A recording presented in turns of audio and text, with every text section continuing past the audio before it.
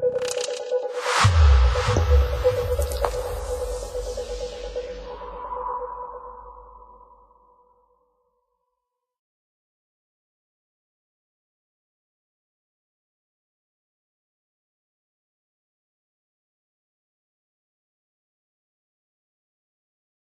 those of us that come here for the first time, you're not explaining it, and that's what I understand. you know. So there's loads of stuff that is difficult to get. You're talking about. Okay, so it's basically for people who are new to this for the first time. What the question is really, what is the structure of the law that is, you know, the information, the education about that in a nutshell. I mean, not TPUC.org per se, but the kind of underlying point about, see, because this was basically the straw man, common law versus legislation, that sort of thing. In a nutshell, would be, how would you describe it? Right. In a nutshell, right. We live in something that's called civil law, the legal world. That's basically what now is forced around down our throats every single day, which is far removed from a lawful system. And legal and lawful are not the same, and never the twain shall be. But when you do understand the difference between the two, you'll understand that everything that's done legally is actually unlawful. What it allowed for, the legal world, it allowed for the manipulation, corruption, deception, and deceit to be portrayed by everybody in power every single day. All governments, all walks of government are the business that this corruption and deception spew from. They created a thing called the legal person, a legal personality, and that's what their actual system, it's actually the only thing it actually works on. There's a massive difference between a human being and a fictional person, and it's very, very difficult to explain in a nutshell. But you basically, you have a piece of paper that's attached to you, i.e. your birth certificate, and everything in the civil world, the legal world, only applies to that piece of paper. That's the legal person. All legal is a form only. It's just pieces of paper, i.e. personality, legal personality. A human being is known as a thing until such time as that human being has a legal personality attached to it. Then in the legal world, it has some form of reference, i.e. your full name, which was given to you at a time when you couldn't even express if you wanted it or not. That's how it works. It's a very complicated process, but it's simplicity is simplicity in its essence once you've understood it. I don't know really how I can sum it up in a nutshell. What TPUC is about more than anything is creating a world where no one has to pay to live. That's it. Because I hold in my heart that no one should have to pay to live. No one. And if you are required to give any form of a donation, if you want to call it, or you are required to support any of the services that the people of this country require, or the people of this island require, then you should have full accountability, full transparency, and you should know exactly what that contribution has gone to and what it's been used for. If you look at the world, why do we have the world of secrets?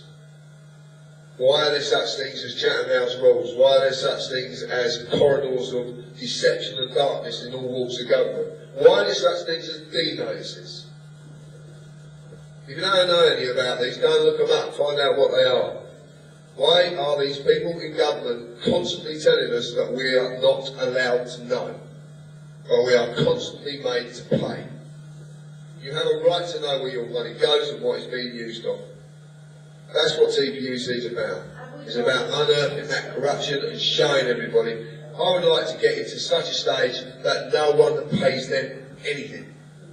I don't mind paying tax, I just don't want it to go on bonds or you know, you've got people who go out, I don't want to pay for the NHS, but you know, It's just from what this guy is saying is he wants to know more, but isn't it all on the website, right?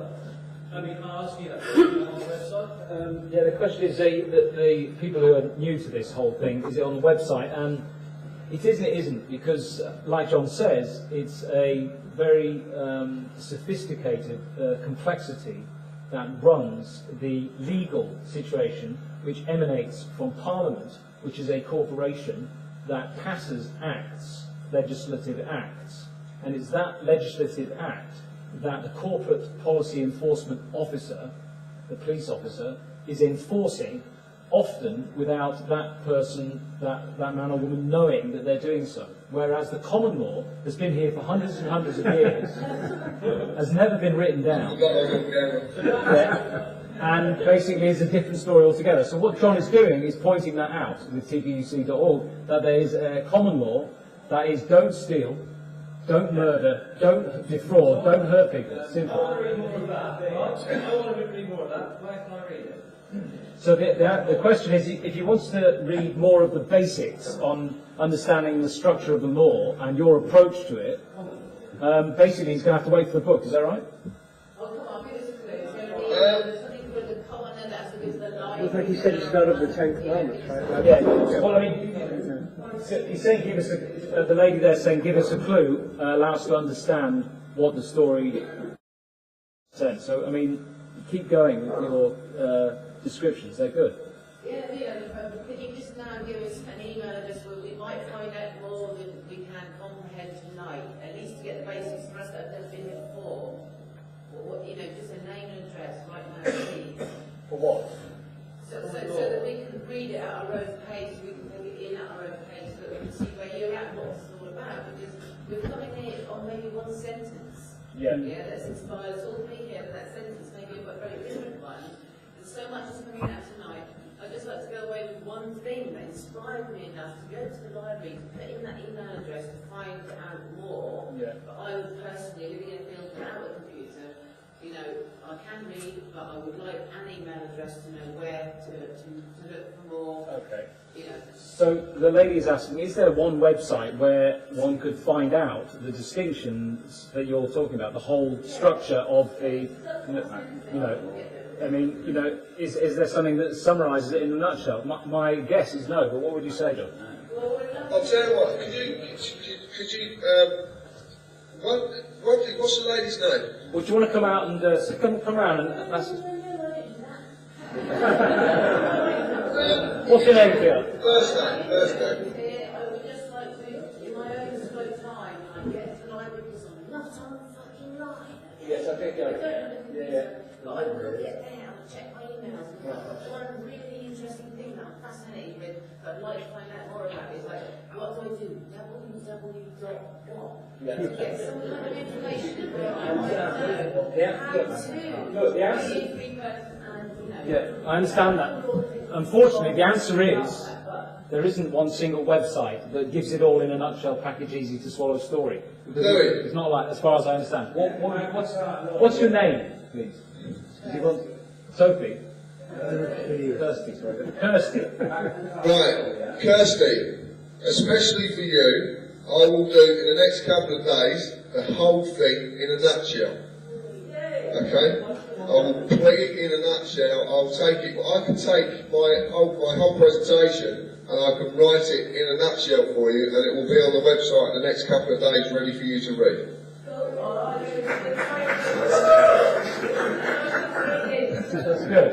That's good. That's good. Sorry. A few things. It's just acknowledging. It's about time I did it, actually. Yeah. Okay. 2 seconds. I've got another question. Yeah, it's not sort of a question. It's just acknowledging what it's like the parallel with the freedom from slavery is like what I see John is doing is like waking us up to the fact that we're slaves. And I'd like to throw out the term tax slave, which we are, tax slaves. And we've got to acknowledge John that he's freeing us and waking us up to the fact that we're slaves and we're beginning to start to get freedom from slavery. Okay, so now in a nutshell, somebody is, I would summarise saying he is acknowledging you for being Morpheus to our Neo, so to speak. In other words, he's acknowledging you for pointing out that we can wake up out of slavery, the slavery of failing to realise that we are not our legal fiction, and that realisation alone is enough. Right. I put it in a nutshell. This is the nutshell you might understand. The shackles on your feet and the manacles on the hands that were placed years ago were just replaced with shackles and manacles on the mind. That's the evolution of slavery. And the legal world is the shackles and the manacles on the mind. Okay, so there's another question. No, it's not really a question, actually. John, for everything you do. Come over and speak down this way, because I can't really see that. We're unfortunately struggling, we haven't managed to sort out this. Alright, Keith. You're right, man. Like, thank you for everything you do. I know it works. I come from like the other end of society where but I know it works, and it's like, it's the social demographics of our society. Like, we live in a society that is socially demographic, and like, you've got people coming to you for the answer because they know the truth. The truth is in there. We all know that the truth can only set us free, and like basically, yeah, that's it. And it's like, being free is the best thing ever. You know, and like, yeah, I've got another question here. Thank you, that's great. Okay, I have 3 questions for you. The first one is, do you know about the Canadian court's decision after 7 years of discourse to rule there is no difference between a natural person and an artificial person? And I'm referring to the Russell Anthony Perisky case.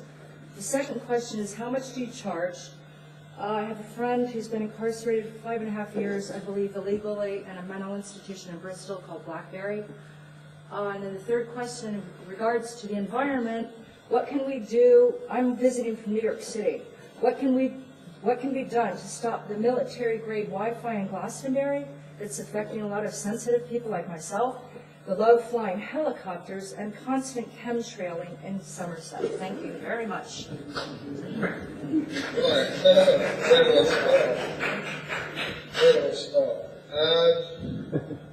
Right, the first thing about the fact there is no such thing as a natural person. It's impossible. Person is in form only, all the legal world. So, if you can produce a living, breathing, walking, talking piece of paper, then an actual person exists. If you want to see evidence of this, look at Bouvier's from 1870. It's a very, very famous law book. And if you actually look at it, Bouvier quite clearly states that it is not possible. Lawful works on us as human beings. That's the lawful. And that comes from the Bible. It's not all good, believe me. But it's about all we can go back on at the moment. Legal and lawful. Legal is the antithesis of lawful. It's a complete opposite. Lawful is about us, it's morals, it's about us as living, breathing things of nature. Legal is just about pieces of paper. So there can't be a living, breathing piece of paper. It's impossible. So that's the first question. What was the second one? The second was that she has a friend that's incarcerated in Bristol for 5 years in a mental institution, probably illegally or unlawfully. Another thing, I'd have to know the full details of the incarceration. I know how bad it is. I've been incarcerated in a mental institution myself for over a year when I was 14, so I know that these people, I need to know the full details. Okay, could I call you at home and talk to you and ask you? You can certainly send an email. I can give you an email. Okay, the point is, I don't do computers, okay? I don't know how to Fair use play to you. computers. Fair play to you. What? I'll tell you what, fair play to you. Yeah, I can understand that. What I'll do is, if you talk to Louis afterwards... Oh, I know Yeah. Louis from way back. It's been about 6 years since I've been here, so I'll talk to Louis then. Thank you. And what was the last question you asked about the Glastonbury? Well, yeah, I was curious because, okay, I come from New York City. I was hit by a cab 3 years ago walking across the street, so I came here for healing. And, I just feel dizzy, nauseous, headachy. I noticed there's military, we're out sunbathing and the jets are helicopters are flying around and you're in your backyard, the helicopters are flying around. Me and my friend ended up throwing up. You know, it's very stressful. And then the chemtrailing, I was shocked. I arrived August 12th, and I've never seen so many chemtrails in my life. Yeah, it's quite amazing, isn't it? Secondly, and also, I heard there was a Wi-Fi meeting at the town hall in Glastonbury a few weeks ago. There was no, hardly any publicizing of that.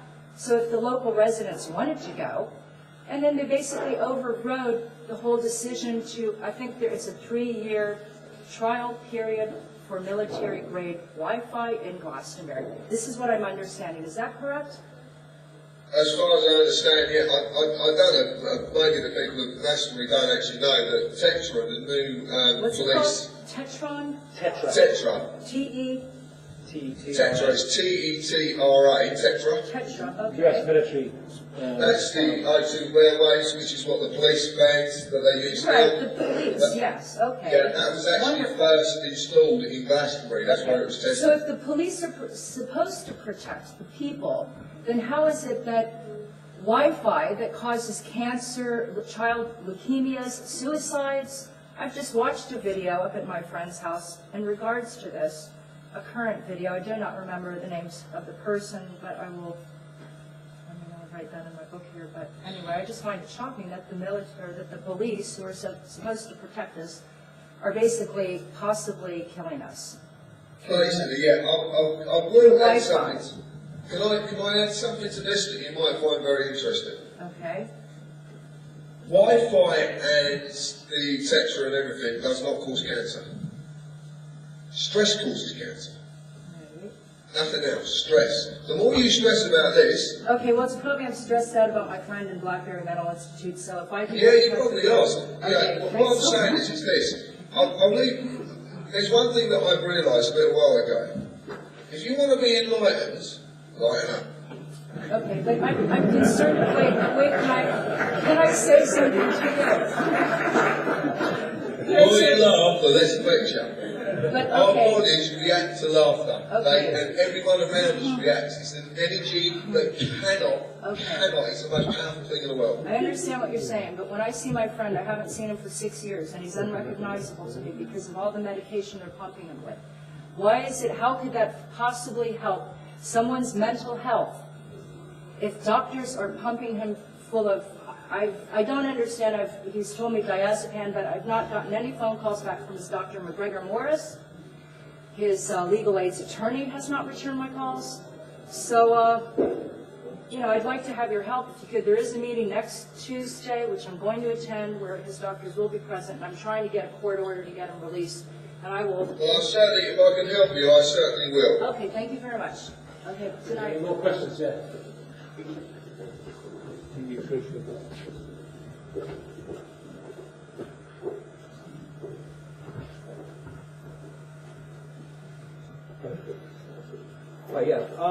One of the things a couple of things I know, a limited company in this country, the barrier between a limited company is quite sacrosanct in law. That's how a lot of companies get away with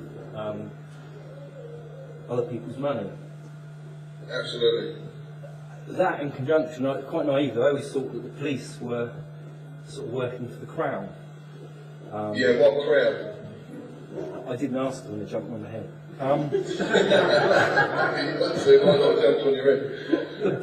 The point is, if an officer's working for the Crown, as we're led to believe, if he's working for a corporation, that Crown authority can't pass through a limited company to that officer, which is one of the reasons that interested me with your organisation. Right. You've got that cut-off for a limited company. If any authority is going through it, I just wondered what you talk about corporations, what structures of that corporations. Well, the structure, what we understand is we know that all the police are corporations, we know that. We've got the evidence to back that up to the hill. We also understand now that we're finding what's called chief constables are also corporations in their own rights. Now, it's very interesting because we've done a lot of research into what's called constables, and every police man or woman are called constables, police constables. Police officer comes from the corporate world.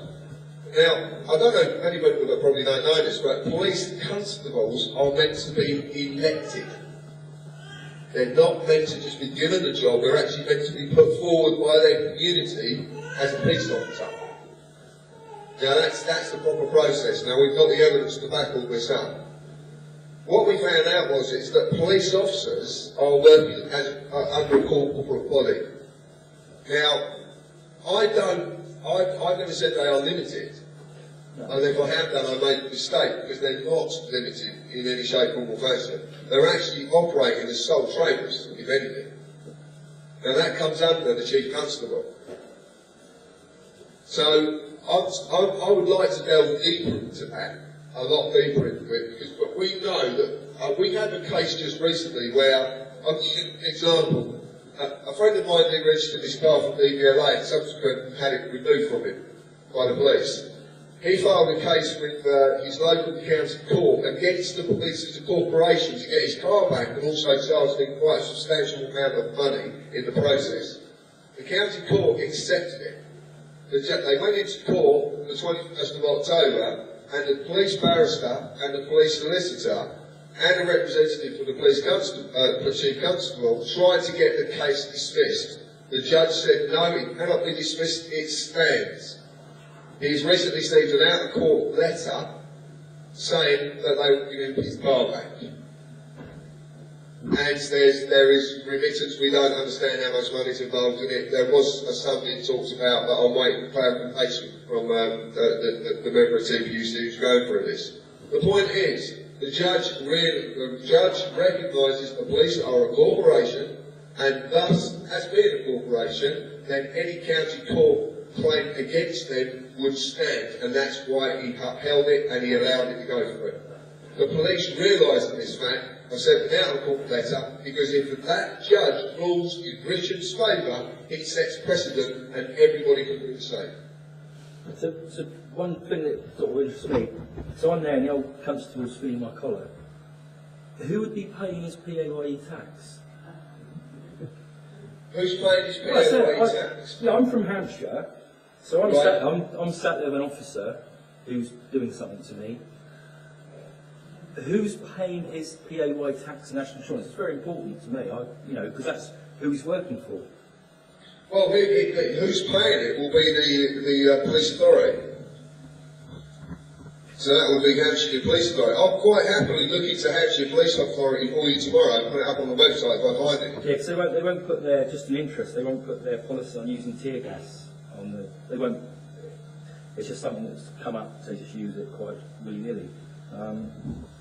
But yeah, if someone's employing him and someone's paying his tax and national insurance, how could he be an officer of the Crown if he's the Queen? This is my point exactly. Thank you very much for bringing that up, because that is my point exactly. How can they be both? Yeah, because he's the guy who's paying his tax, isn't he? Absolutely. So at the end of the day, how can they be both? They can't see. This is why I've said within my talks, there is policemen and there is police officers, or police women and police officers, and they are completely separate. Yes, you could ask a policeman, who is he? Oh, sorry. Okay, right. Thank you anyway. Oh, right. That's obviously the way to finance TPUC goal, is donate your old banger via the precedence case and all the money that comes therefrom. That's only a joke, but hey, it might work. Okay, we've got another question. Can I just ask, how can you get your car back after it's registered with the DVLA to be your property again? How can you get the car back? The question is, how can you get your car back after it's been registered with DVLA? And actually, I can answer that straight away. It's called an NCO, which is a motor. What is it? The NCO, John? That's the original certificate of ownership. Yes. Of origin, sorry. The motor vehicle certificate of origin, which is issued with the manufacturer of the car, and when it's imported into this country, it goes to the government, DVLA, from the dealer, and then you get the registration document, which is what makes you liable to pay road tax. So what I've heard is, if you hold an MCO in your hand when you're stopped in your car by a police officer and show it to them, they are instructed to walk away. by their corporate employers. But it's not as simple as that, because you have to be a secured party in order to avoid being taken down by serious corporate lawyers, and you need to know what you're doing. So none of this is advice; it's only information. It's 8 out of 10 operation. Nobody here really is getting to 1 out of 10 knowledge about, myself included. It's a long, steep learning curve. I think I'm right in saying, aren't I, John? I mean, that's why you don't give advice, you just give information. What's going to happen is when Richard's gone through what he's gone through and we get the outcome of it, because at the moment we don't want to jeopardise the case in any shape or fashion, and that's because TPUC basically is we're probably the first. If we could produce a newspaper, we would be the first. We're the first media sort of thing that's been come about for many years that actually tells the truth. As you probably know, the newspapers and all the media sites don't tell the truth. Okay, they hide a lot of things, and we have it. So we know that we are watched very heavily. So we don't want to publicise anything about what's going on until such time as a case is signed, sealed, and settled, and then we're going to publish it. So everybody who wants to do the same can. But as I said before, do not step in the water unless you're prepared to get wet. Okay? Richard lost his car. He lost his car for quite a few months. He's now been offered his car back. And as far as I understand, he's got his car back. And he still has the original, the number plates that he put on as a free man. And he will be driving about with them. If this happens, we will set this out. There is no precedent because the police are obviously not going to allow it to go through court to create the precedent. But it will be, in fact, we will have details on the site. If it's not on our site, I'm sure it will be on another site. I haven't spoken to Richard for a few days, and I'm going to hopefully catch up with him tomorrow and find out what's going on. So as soon as we know, you'll know. It's as simple as that. Okay, there's another question here. How can you practically use this to stop yourself getting arrested, though? And what about people whose children are getting taken off by the government? How can they use this? Okay, so the question is, how can you practically use this information to prevent yourself from being arrested? And there's also questions about children who are being taken into social services and that sort of thing. How can the information on TPUC.org or other pieces of information help to get a result with that?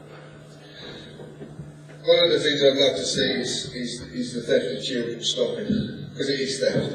It's legal kidnapping.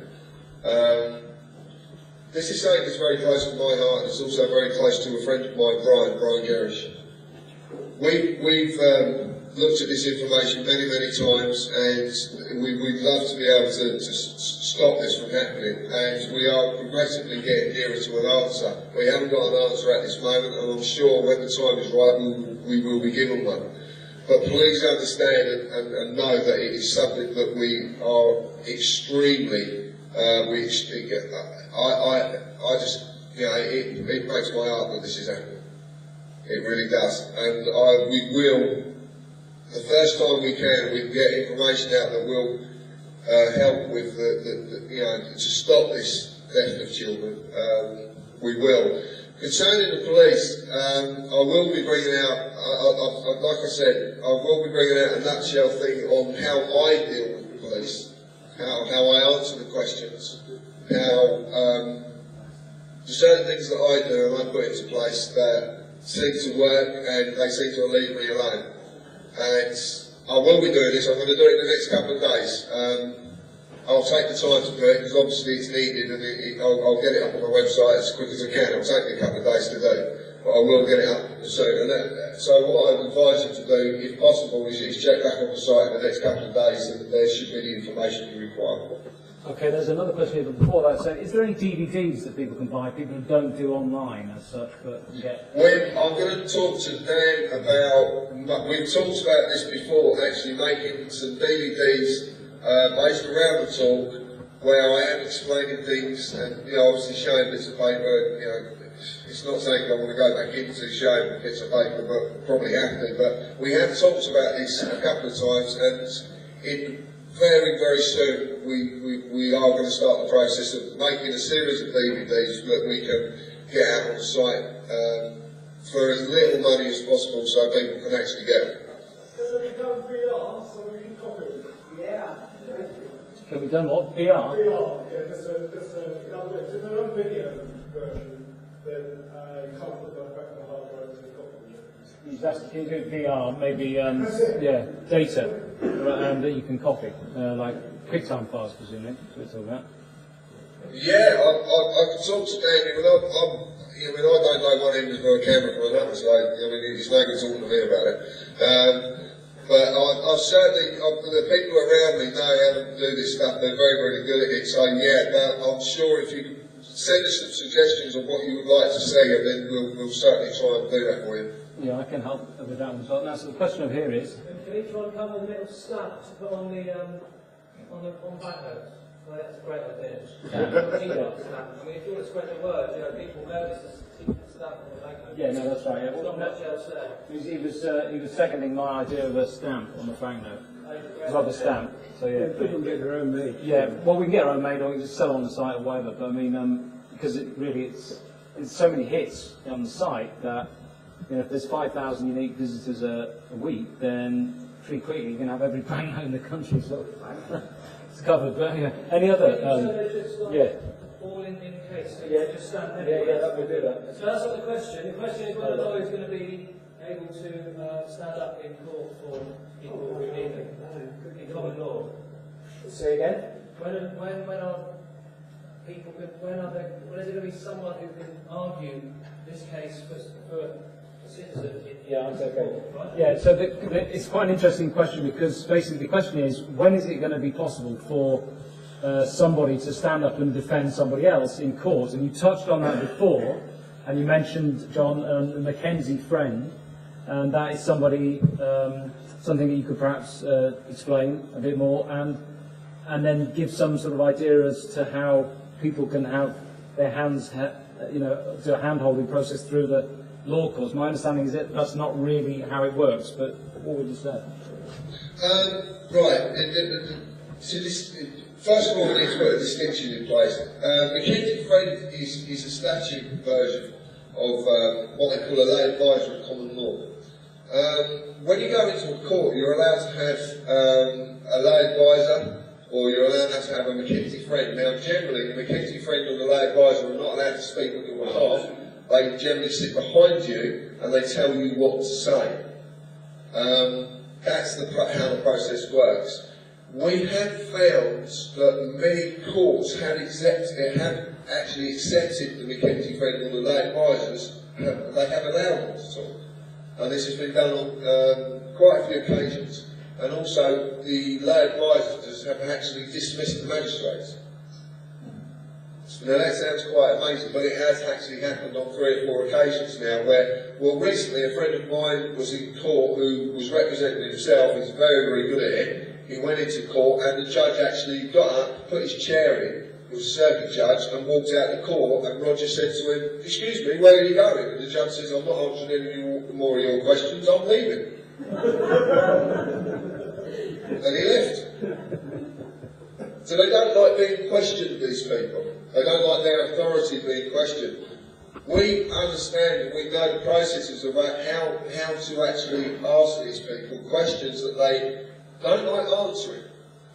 So Roger spent time in the cells. He spent 2 hours in the cells recently for what he did. He was they threw contempt of court at him. He was chucked in the cells, and he went back and he did exactly the same thing. But Roger is prepared to go and do whatever it takes, and he takes on his shoulders whatever's going to happen to him, the same as I would. All we need to do is learn to say no. That's it. That's the only words you need to learn how to say. You need to learn how to say it nicely and respectfully and with dignity. And that's what the people on TPUC do. And like I said, if we can do lay advisors, we can do Mackenzie friends, we can help as much as possible. We can't help everyone, because we haven't got the finances to do it. I wish we did. Just to add to that, John, my understanding is that actually if you're going to be prepared to get wet and go into court, then you need to be very clear that you're not going to muddy your own pitch through your own ignorance. So, for example... What you've got to remember, and what I'd like to add to that, Louis, as well, is please remember, this is like playing a game of chess and you don't know the rules. Okay? design the rules and they change the rules if they start to lose. So you've got to be aware of this. You know, they have little get out of jail. It's basically, you know, I've always related to what we live in as a game of Monopoly. And there's no get out of jail free cards. No. Okay, they've got because they have what's called a notice of memorandum between the police and the courts, or police and the law society. What I would advise you to do straight away, if you are going to enter into the process of going into any court, is to get your affidavit to the Queen as quick as possible. You can download them off the site. If you go into it, you get the affidavit, you send the first one and then the next one in 40 days. Once you've done that, you actually have one of the most powerful pieces of paper that's ever existed in your hands. Can I just ask John, I haven't had a chance to talk about the affidavit, which can, by the way, be downloaded from the website. But during the weekend, I learned more about it. And maybe correct me if I'm wrong, but my understanding is that this affidavit empowers the Queen to act as a sovereign on our behalf, as a servant to us, the people. And once that affidavit is sent in and not rebutted, and many of them are, in my understanding, being sent in from all over the world, then eventually that stands as law, and that essentially what that affidavit does is claim back the Magna Carta from a certain group of people who you may or may not wish to expose on this call, John. And that's my limited understanding. I mean, maybe you can upgrade my knowledge there. The affidavit, more than anything, yeah, you're absolutely right. It gives, whether you believe it or not, or whether you want to, you know, realise the fact, the Queen is the most powerful woman in the world. A lot of us believe that she wasn't, and I did for a long, long time. But I promise you, the Queen can end everything in the stroke of a pen. But she can't do anything without the will of the people. She has to have the people's permission to do it. The affidavits give her the permission to do it. What we're doing with the affidavits is actually removing our sovereignty. We're claiming it back. When you claim back your sovereignty, when you go into a court and ask a judge to stand on his oath, he has to have an oath of office to the Crown. Now, that's not the Crown City of London, that is the Queen herself. He's her representative in that court as a referee. That's his job. And that's why when you enter a court and a judge walks in, you have to stand, because it's as though the Queen has walked in herself. Now, if you hold the affidavit in your hand, you have actually, and you get that judge to stand on his oath, you have just dismissed that oath because you've reclaimed your sovereignty. This is these affidavits. An affidavit unrebutted stands as truth in law. It created, when I did the affidavits, I created a precedent. A precedent in law that everybody can use, and thousands of people are using these documents now. They are very, very powerful. If you set your affidavit in place and you understand how to use it, which I will be describing in my book and I will be putting up on the website very soon, once you have that, you have a standing, and this is all about standing. It's where you stand. And you've got to understand where you stand in law. And the affidavit gives you a standing that they are very, very frightened of. Because potentially when you walk into any court, you are the highest authority within that court. You just don't realise you are. The affidavit gives you the energy, it gives you the power to claim that authority. You must understand that all of the fines and forfeitures that are issued upon you, i.e. by PCNs or speeding fines or whatever notice you receive through the post, is nothing more than a contractual payment. That's all they are. Once you understand this, then you will understand that the courts are nothing more than corporate places of business. They work on the pretense that they're acting within common law. They're not. They are admiralty courts. That's why you enter a dock. You are dry docked because you are a vessel for a piece of paper, the only thing they can actually act against. They just don't tell you this. This is what they've kept from you. That's why, because if they told you this, their game's up. Once you've done your affidavit, you hold the most powerful piece of paper you could possibly wish for in your hands. Sooner or later, these will be recognised throughout the land. At the moment, they can recognise them. But we have it on, we understand, we have it on good information that even the likes of Alan Sugar, Lord Alan Sugar, has done an affidavit to the Queen, based upon what I did. They know how powerful this document is. I would ask you to do that, but again, don't do it unless you fully understand what you're doing. Read the documents and understand. If you believe the media, the stuff that's been put on the internet about the royal family, then don't do it. If you're willing to support the Queen, then support her. Because I know that she will do what's right when the time is right. I know that in my heart. And if she is not prepared to, she will stand aside to allow someone to do it. This country does not need a ruler. This country does not need to be governed. It needs a servant. A true, ultimate servant, which is what the Queen's actually meant to be.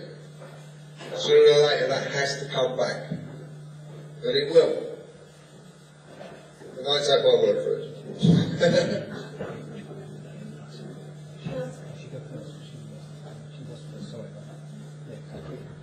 So another question, 2 seconds.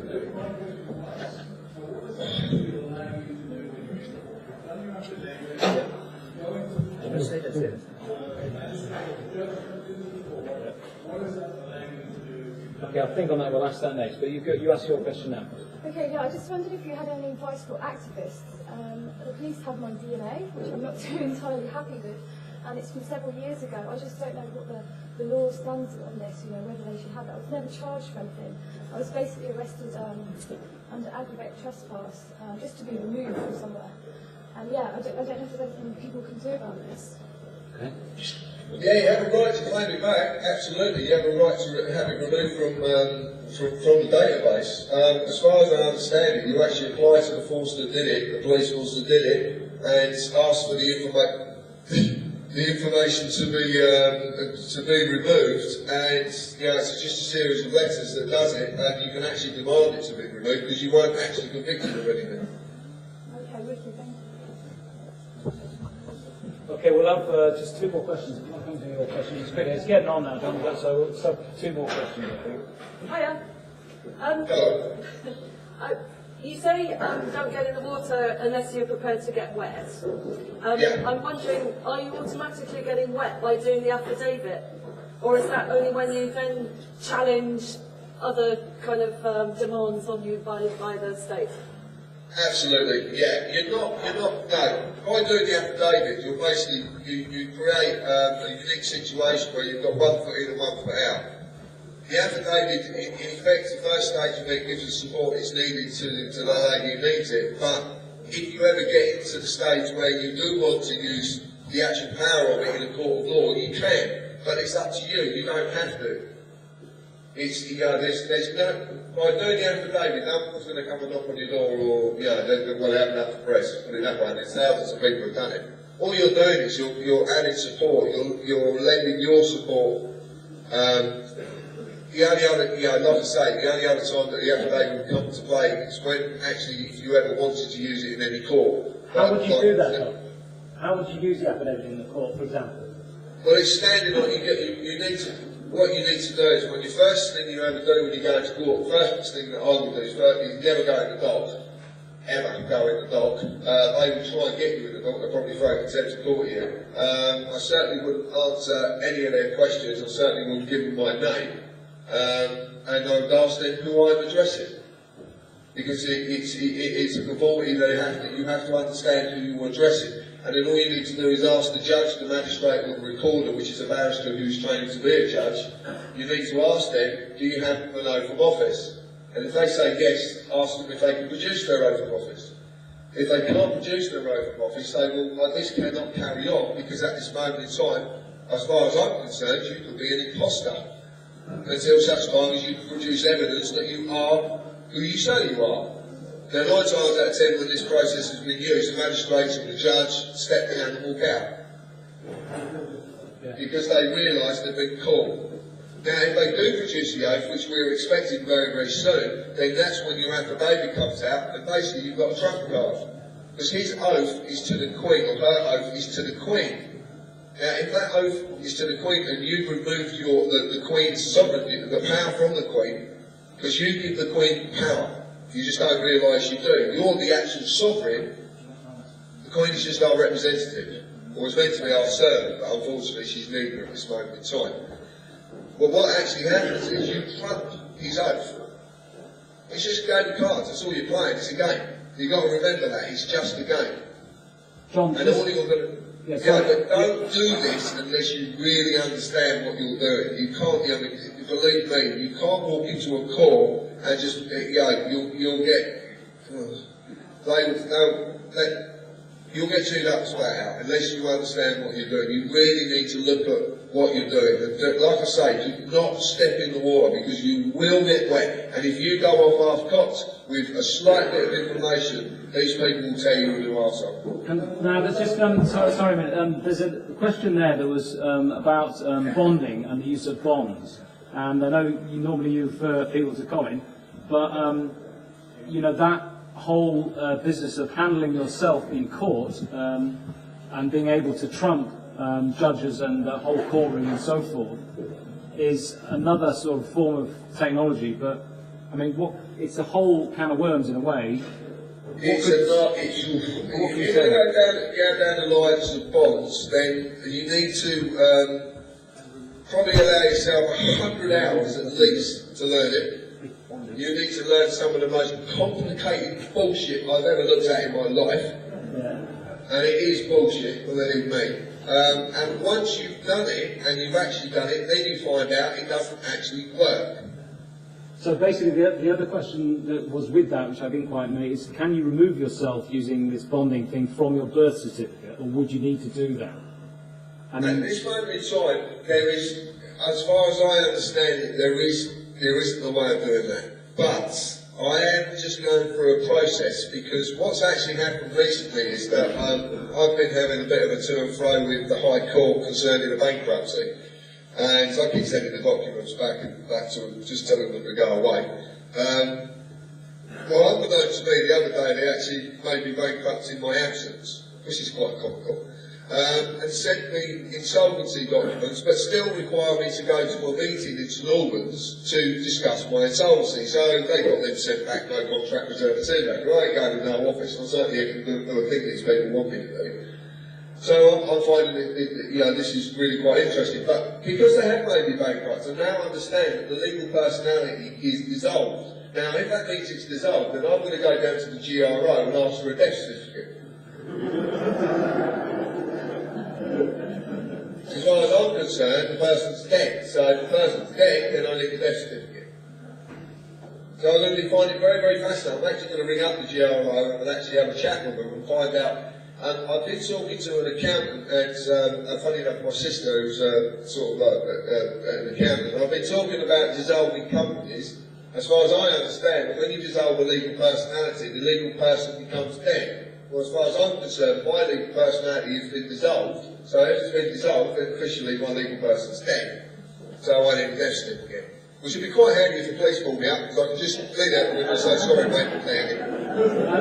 So, John, the whole story with that bonding thing, which I went through, as you know, with this 2-day thing, is my understanding is many different types of bankruptcy. So, for example, United States there is a lot of different types of bankruptcy, there is. And what I'm going to endeavour to do in the next, well, it's going to take me a while because I didn't realise how big the Act is, but I actually have a copy now of the 1869 Bankruptcy Act, which is quite an in-depth document, which is going to take a long time to scan in and then get up on the internet. But I've got 3 of the ones I said on Word. I've got the 1911 Parliament Act, 1922 National Insurance Act and 1925 Gold Standard Act. They're all up on the internet now, which you can't get anywhere else. I'm going to get the 1869 Bankruptcy Act, but in looking at these documents, I've found about 4 others that I need to get up on the internet, because there's a lot went on in 1911 that people don't realise happened. When you understand the Bankruptcy Act, then you start to understand why we have fiat currency, why they've removed the gold standard, why obviously the notes are not backed by anything. And if you're actually in bankruptcy, which is perpetuated every 70 years, and if you look at it, it was 1869 it started, 1939 they perpetuated with the Second World War, that comes to 2009, and we just had whatever it was, G20, wasn't it? And what was that about? World finances. They have to perpetuate the bankruptcy every 70 years. 10 in the Bible is not about your lifespan, it's about how long a debt can last. And all debts have to be given after 70 years. What you will find as well, if you want to do the research, that the original Lord's Prayer did not say forgive us of our trespasses, it said forgive us of our debts. Yes. It's all to do with money. It's interesting that the United States of America, in my understanding, was due to come out of bankruptcy in 2003, hence 2001, 9/11. $60 trillion, the war on Iraq. It was about printing large amounts of debt paper and then shipping it off in C-41 transport planes to Iraq and distributing it to all his mates. Absolutely. This is the perpetuation, and people don't realise. If you look at the 1869 Bankruptcy Act, you know, even though these documents are quite hard to, there's so much going through Parliament at the moment, I can't keep up on it, I can't keep track. I was talking about this on Saturday. There's a bill going through Parliament. I don't know if anybody's heard of what's called the precautionary principle. Well, we've lived in the precautionary principle for about the last 800 years. Precautionary principle inverts justice and negligence. It inverts it. If there is a precautionary principle in place, there is no justice, and certainly no one will ever get done for negligence. And you can obviously see this now. I don't know if you know this, there's a bill going through Parliament at the moment, it's to do with the swine flu, and what it's actually doing is giving every public servant, what do you call it, anonymity from prosecution for negligence. This is going through Parliament right now. So if a doctor gives you the swine flu vaccination and mercury within it as a side effect and it kills you, that doctor cannot be prosecuted. There was a lady at the weekend saying that she put £1 million bond on anybody who would attempt to forcibly vaccinate her, and we were talking together about the possibility of putting on the 7 or 8 pages on the website to get people to start doing that, to make it very clear that any form of vaccination against will is not on. So what would you say to that? See, I don't subscribe to that because I don't want to get involved in it. This bonding stuff is perpetuating the system we live in. I understand that now, it perpetuates it. It's not going to get rid of it, it keeps it in motion. All I would say to you is there are some very, very good letters that have been done by we understand, I've not seen them, but I understand there's some really, really good letters been done that actually you give to your doctor or you give to anyone who's trying to forcibly, obviously, they ain't going to force people with the vaccinations. This is fear-mongering. They do this all the time. They're doing it all over the place. It's fear-mongering. All they're going to do is they're trying to dupe you into a vaccination, and in the end, if they forcibly make people have vaccinations, they would have chaos in this country. The people of this island, they are scared shitless of us. They always have been. All you've got to do is look through history. Every time, go and look in 1326. Go and look what happened in 1326 when they were doing things down in Fleet and Marshalsea. And look what Tyler actually did. Not the bullshit wrote in history. Look at the other stuff. And look deeper in. You'll see what the people of this country are capable of if they get pushed to a certain point. That's why they couldn't keep us in shackles and manacles. They had to apply them to our minds. They are scared shitless of us. They really are. They'd never do it, I promise you. There's a little over 1,000 people in this country who control everything, and there's 70 million of us. What is the matter with us? So, John, basically it's getting on, so what I propose is we shut up shop because we've got half an hour to clear and go away. Actually, get out of the building, I mean. So what I'd like is your word that you'll come and do more of these, because this, I think, has been quite fruitful. There's many things we could still do, and your presence on Skype is I think, has been very useful to people, has it not? Yeah, it's worked really well. So it's worked really well. So maybe we can schedule another one of these. I'll tell you what, I'll tell you this, I'll offer this. I can't get around the country and talk to me. I'm going to tell you two reasons. Okay? I'm going to tell you the reason I wasn't there tonight.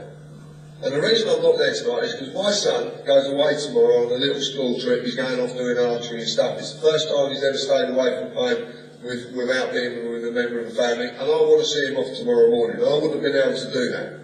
I've put my family on the back burner for 2 years because of what I've done, and that's not happening anymore. So that's what I do with my This is about family values. This is more about family values than I could possibly have imagined. And I'm not a brilliant man, I'm the first one to admit that. I get obsessed with things, I've been obsessed with other things in my life, and this is an obsession as well. And this is probably the first obsession I've ever had that's really for something good. And that's why I wasn't there. What I'm going to say is this, and I maintain this, and I know Bev sat beside me, just over the way from me now.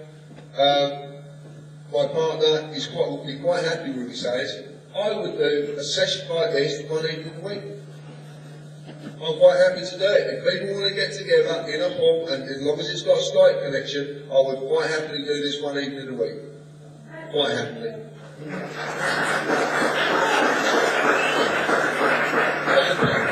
Okay, that's fantastic. Well, thanks very much then, John. We'll let you go, and basically we'll organise something about that. If you want to leave your email address, or we can organise something so we can come back again and do something similar to. Here you go, just over next time, mate. Can you get all that cam so I can actually see who I'm talking to? No, I know. I will try, John. Thanks, Stuart. Fantastic. Thank you, lads.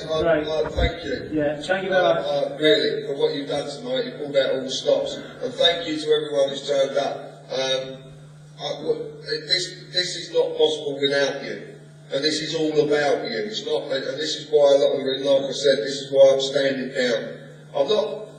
People believe that I'm leaving this. I'm not leaving this. I'm just looking at things. I've got to do my work, and I must, and I'm going to need to update the website with all the information that's coming in. And I'm going to divide my time, and I need to spend time with my family. So I think this is one of many Skype calls that can happen all over the country. Put it on the website and get people like myself to facilitate. And you've got a revolution on your hands, I think. We need a rebellion, not a bloody revolution. Sorry, a rebellion. Sorry. A very fluffy, nice way. It never bloody stopped. Yeah. All right, Ed, we'll say goodbye.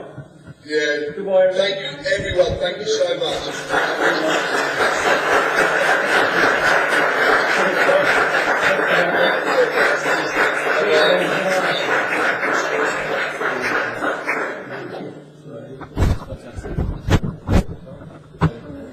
Well, thank you very much for coming. That's very good.